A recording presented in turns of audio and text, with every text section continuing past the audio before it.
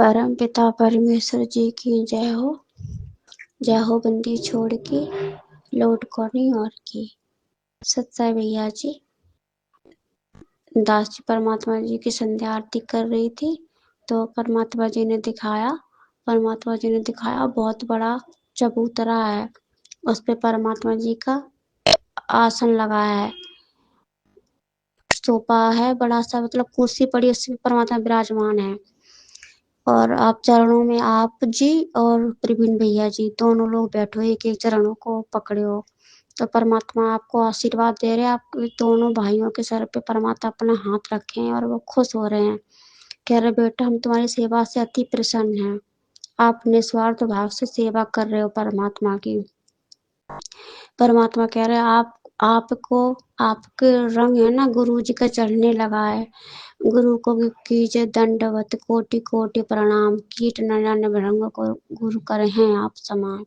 तो हमारे जैसे बनते जा रहे होते जा रहे हो, जैसे तुम्हारा गुरु निस्वार्थ भाव से भगत मानव समाज की सेवा कर रहा है, उसका कल्याण कर रहा है, उसके लिए परमात्मा कहाँ पे है आपको पता है? परमात्मा किस जगह पे बैठा है, जिस जगह पे लोग बहुत उसको गलत समझते हैं।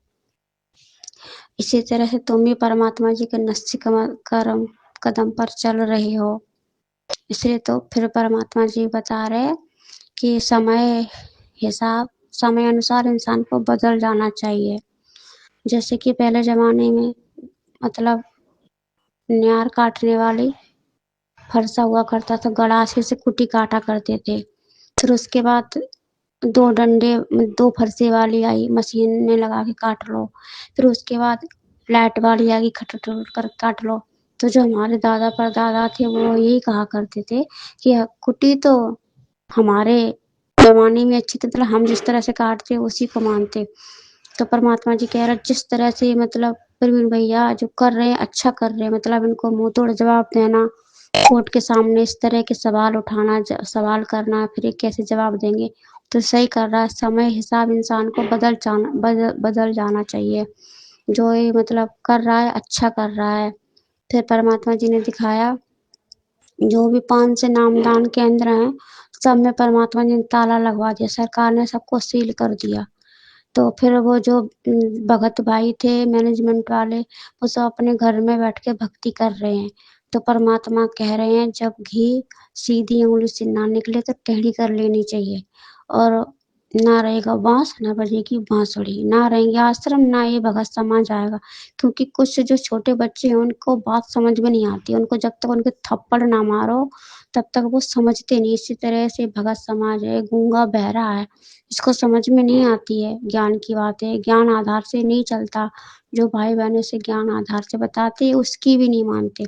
इसलिए इनके लिए अब यही उपाय है कि ये ना रहेगी बांस ना बजेगी बांसुरी, इसलिए घर में बैठ के भक्ति करो। जब आश्रम ही नहीं रहेंगे तो जाएंगे कहाँ से, खुद में खुद थक हार के घर बैठ के भक्ति करेंगे। फिर परमात्मा जी बता रहे जैसे कि एक बार गुरु नानक जी गए थे और अपनी शिष्या से मिलने, उस बुढ़िया के पास गाय थी, बस जब भी बैठती तो अपनी गाय की तारीफ करती, गाय ऐसी गाय वैसी गाय, ये करती, मतलब परमात्मा का गुणगान उसने कम किया, गाय का गुणगान ज्यादा किया। जब वो वहां से चले तो उन्होंने नानक जी ने उनको कहा कि तेरी गाय मरी हो। फिर जब वो दोबारा गए तो फिर उन्होंने उस बुढ़िया ने कहा कि हे गुरुदेव आपने बड़ा अच्छा किया, आपने आशीर्वाद दिया, नहीं तो गाय तो नहीं पर बुढ़िया जरूर मर जाती, क्योंकि भक्ति कर ही नहीं पा रही थी, सारा दिन उस गाय में लगी रहते थे। इसी तरह से मैनेजमेंट वाले भाई बहन एक गाय की तरह मैं आश्रम में जा जाके ईंट पत्थर ढोना, भक्ति तो नाय मात्र की नहीं, अंश मात्र इनके अंदर भक्ति नहीं, बस उसी में लगे रहना। इनको ये लग रहा है कि हम ईंट पत्थर ढो ढो के सेवा कर रहे हैं, पर ये कुछ नहीं कर रहे। ईंट पत्थरों से भगवान नहीं मिलते हैं, भगवान मिलेंगे सेवा सुमरन आधीनी और मर्यादा में रह के भक्ति करने से। तो इसी तरह जब उसकी गाय मर गई और फिर गुरुजी नानक जी गए तो वो बड़ी खुश हुई, उसने परमात्मा की चर्चा की, उसने गाय की जिक्र भी नहीं किया। इसी तरह से मैनेजमेंट वाले जब भी हो किसी भाई बहन को कमेंट्स करेंगे जो सच के रास्ते पे चल रहा है, सच्चाई को सामने ला रहा है, उजागर कर रहा है, जो इतनी आसान ये पीड़ा सह रहा है उन भाई बहनों के लिए, तो वो बस यही करेंगे मैनेजमेंट बहुत अच्छा है, मैनेजमेंट ये मतलब सारा दिन गुणगान उस मैनेजमेंट के, हमारे मैनेजमेंट में परमात्मा संत रामपाल जी ने ये कर दिया, वो कर दिया। चाहे इनको इनको पता है कि तुम्हारे परमात्मा ने कर दिया है, तुम्हें ज्ञान आधार है, तुम्हारे परमात्मा ने सत्संगों में कभी बताया ही नहीं। तुम्हारे परमात्मा का ज्ञान आधार है सत्संग, जो परमात्मा ने सत्संग में आदेश दिए वही ज्ञान आधार है, और वही परमात्मा ने कहा, ना कि घर बनाना, किसान को सेवा करनी, पैप देनी, ये सब मनमानी आचरण, ये तुम्हारे गुरुदेव ने बिल्कुल नहीं कहा। तो ये जब ये आश्रम नहीं रहेंगे तो उस बुढ़िया की तरह बैठ के घर में भक्ति करेंगे।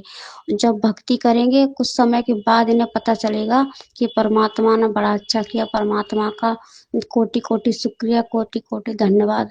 अगर आश्रम रहते तो हमारी भक्ति नहीं बन पाती और हम नरक में जाते, और आश्रम नहीं रहे तो हम घर में बैठ के भक्ति कर रहे, फिर उनका मन लगेगा और घर में बैठ के भक्ति करेंगे।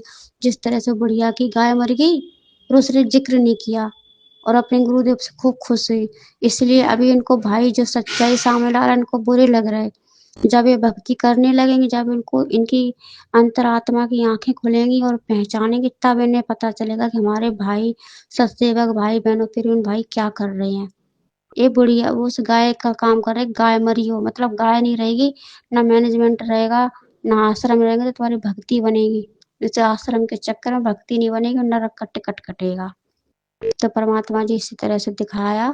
फिर परमात्मा जी ने आपको सीने से लगाया दोनों भाइयों को गले से, और आपको एक एक मेडल पहनाया, उसमें लिखा है सतलोक के वासी। तो आप लोग खूब खुश हो रहे, परमात्मा भी खुश है। और भी संगत बैठी तो परमात्मा उनसे कह रहे बेटा तुम भी इसी तरह निस्वार्थ भाव से भक्ति करो, और तुम भी अपना टिकट कटाओ सतलोक के लिए, जैसे सतसेवकों ने कटाया। बस परमात्मा जी ने इतना ही दिखाया। परमात्मा जी का स्वरूप है जो मतलब अभी मुकुट धारण किए हैं, धोती धोती और कुर्ता, यही वाला स्वरूप है परमात्मा का।